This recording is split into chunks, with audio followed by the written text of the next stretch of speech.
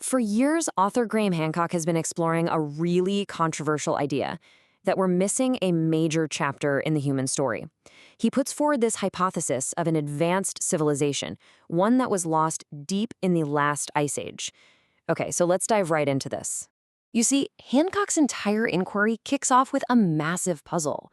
When you look at the official timeline of human history, there's one question that just screams out at you. If we, as modern humans, have been around for so long, physically and intellectually just like we are today, why the huge delay in building civilization?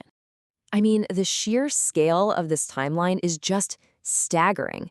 We've got anatomically modern humans showing up more than 300,000 years ago. But the great civilizations we all know, like Sumer and Egypt, they don't emerge until around 6,000 years ago. So what on earth were our ancestors doing in that immense gap of time? And this brings us right to the core of Hancock's work.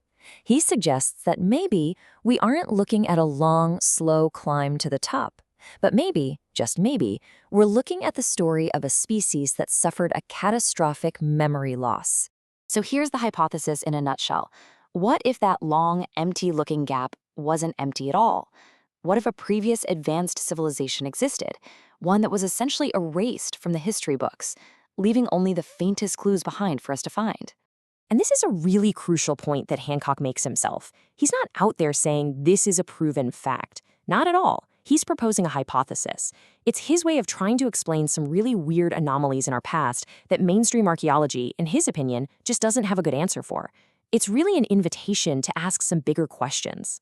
So, if a civilization was lost, where's the evidence, right? Well, Hancock argues that the survivors left behind an inheritance, a legacy of knowledge that they encoded into giant stone structures and ancient myths. So let's follow the trail.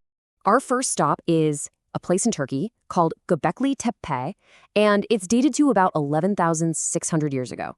Let me tell you, this site is an absolute game changer because it completely flips the traditional timeline of civilization on its head. And this is the paradox. The official story is that Göbekli Tepe was built by hunter-gatherers, people who supposedly hadn't even invented agriculture yet. But somehow, these hunter-gatherers are quarrying, moving, and aligning these massive 20-ton stone pillars. How is that even possible? The next clue takes us to a much more famous location, the Giza Plateau in Egypt. Hancock, along with other researchers, argues that these incredible monuments aren't just tombs. He thinks they're parts of a massive astronomical device, a sort of clock in the landscape. And here's the puzzle. The Sphinx is a lion, right? A lion-bodied statue.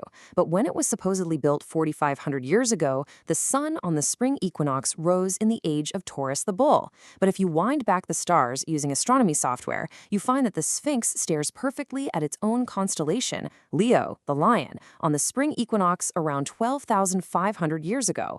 The key to how this is even possible is a phenomenon called precession. So, what is precession? Well, think of the Earth like a spinning top. It's got this slow, long wobble on its axis. It's a massive cycle, taking almost 26,000 years to complete just one wobble.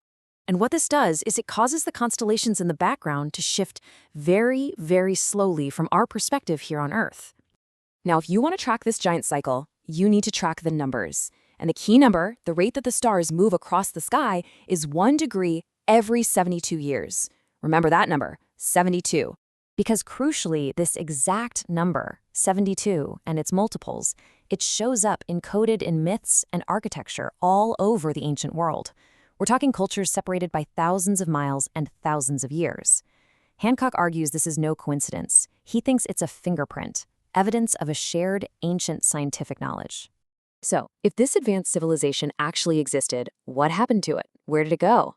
Well, the hypothesis points to a very specific period in our geological past, a time of such immense global chaos that it could have hit the reset button on all of human history. This period is known as the Younger Dryas. It was a brutal 1,200-year-long return to full ice age conditions.